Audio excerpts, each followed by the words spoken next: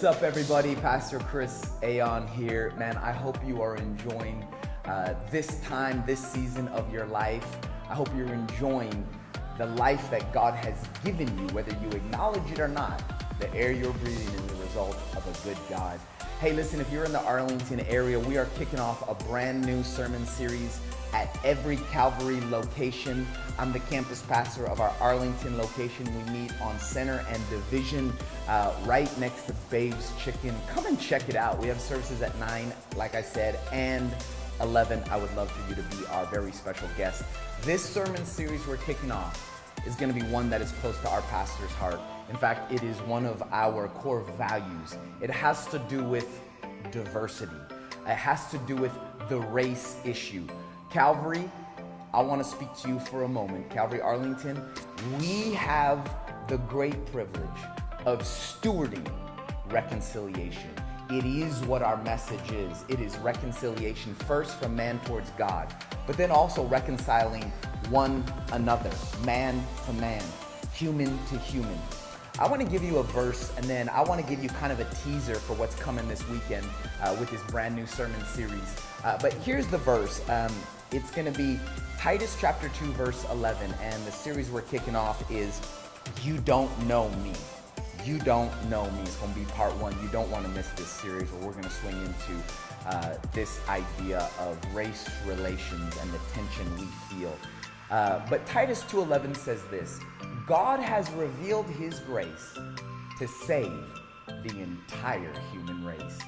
Boy, I love that verse because, it don't leave nobody out. It don't matter what continent you're born on. It don't matter what kind of accent you have, what language you speak. It don't matter what type of food you like.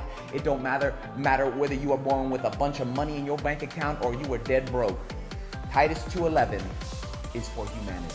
And that's one of the things I love about the gospel is it is inclusive for everybody. All humans on this planet were created in the image of God, and he loves you will not find a human being on this planet that God does not love. And that is the approach we take at Calvary Church, especially when it comes to race relations, and that is the foundational point when it comes to race relations. I don't want to swing at a whole bunch of stuff right now. I need you to come and experience what we're going to talk about as a church over the next few weeks as we launch this series, You Don't Know Me.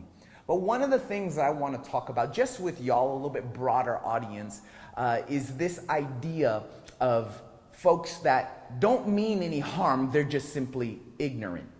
I want to first draw a line between knowledge and wisdom.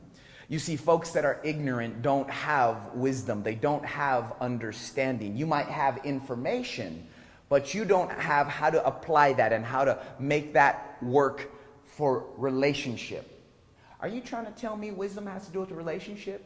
Oh, not only am I telling you that, I'm telling you it's biblical. In fact, we're going to look at a portion of scripture where wisdom has everything to do with how you relate to one another. It's not the head knowledge you have, because there are many folks that have degrees all over their wall, but are ignorant, that are not wise. In fact, let me give you this scripture verse to kind of lay this out, and then I want to jump off of that into a couple thoughts. But this portion of scripture is going to be found in James chapter 3, verse 17. This is what it says: But the wisdom that comes from heaven. I love that. Where does this wisdom come from? Well, I'm not talking about man's wisdom. I'm not talking about wisdom you can get from Yoda, okay? Wisdom that comes from... Yoda's pretty wise. Wisdom that comes from heaven, listen to what it says, is first of all pure. Watch the words that it uses. Then peace-loving, then considerate, submissive, full of mercy, good fruit. Watch this word, impartial and sincere. Do you know most people are partial to people they're comfortable with? I love that word, impartial. In other words, I treat everybody the same way. The wisdom from heaven looks at humanity through the exact same lens, through God's love. Through God's love. I want you to notice all of these words that were spoken. These words that were spoken when it talks about the wisdom that comes from heaven has everything to do with, watch, relationship. Jesus. Did you notice those words that it was talking about? Submissive, peace-loving. These are words that have to do with you and I, how we relate to one. You want to know what true wisdom is? True wisdom is being able to see your brother that doesn't look like you, act like you, talk like you, and be impartial. That's what true wisdom means. It means be able I could love you the way I love somebody else. See, that's the love of God. That is the lens that he loves. Did you know that the first time we see segregation was really when the church was born? If you remember, the Apostle Paul had to challenge Peter because he has segregated himself away from a group of people that he was once hanging out with. But when all of a sudden the elites of his kind showed up, he separated. And the Apostle Paul had to go up and confront this segregation, this spirit of racism. So don't think that we're swinging at something new. The gospel has been dealing with this race issue from the very beginning. But I wanted to lay this foundation because when you talk about wisdom, please don't say you're wise if you're ignorant. Please don't say you're wise if you don't see somebody through a different lens. Boy, I'm telling you, each one of us, just because we haven't walked through the experiences doesn't mean that we should be ignorant. You know what it means? It means you should go into that world.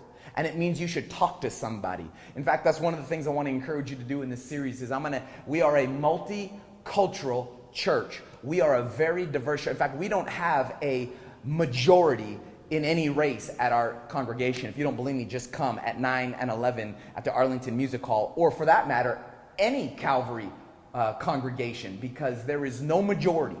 We are truly a diverse church. And here's what I would encourage folks in our church to do. Sit down with somebody whose culture you're not familiar with and listen to their story. Just hear their experiences. Put yourself for a second, as much as you can, in their place. Listen to how they see the world. Just because you haven't experienced maybe being profiled, just because you haven't experienced some of the difficulty that they have, doesn't mean it's not real and it's not happening. And I just want to encourage you to don't just tolerate. You see, here at Calvary Church, at every location, we don't tolerate, we celebrate. People say all the time, I hear these churches, man, we're just colorblind. No, we ain't colorblind, we're color blessed. We know we're blessed because when I get to look out at Calvary Arlington, I see the beauty of what heaven's gonna look like. I see my brown brothers, my black brothers, my white brothers. I see my Asian brothers. I see everybody, and it blesses me. I love it. I love it. It enriches us. Do you know it makes what I get to do that much sweeter? Because I get to experience all of these cultures, and trust me, y'all, I sit down and I listen.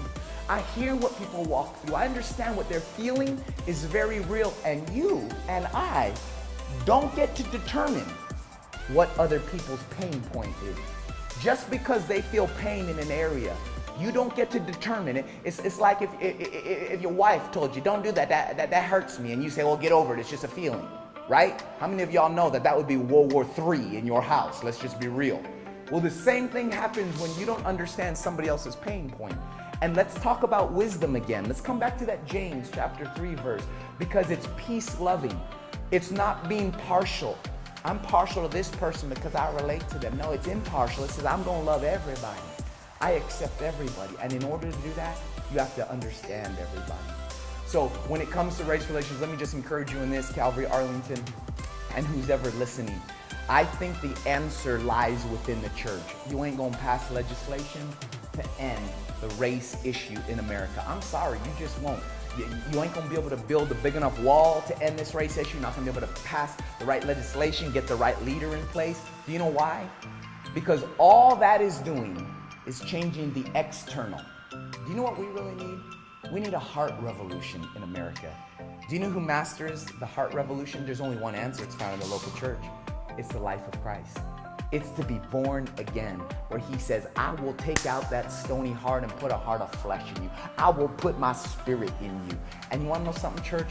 That is the answer to the race issue. And I hope you're going to come join me as we swing into this issue this Sunday. Be a part of it, man. I'm so proud of our church. I'm so proud of who we are. I've never been more proud than I am right now with the people that God has brought that I get to do life with, man. I have the greatest job on the planet, y'all. But listen, can't wait to see you at 9 and 11 a.m. Arlington Music Hall. See you this Sunday.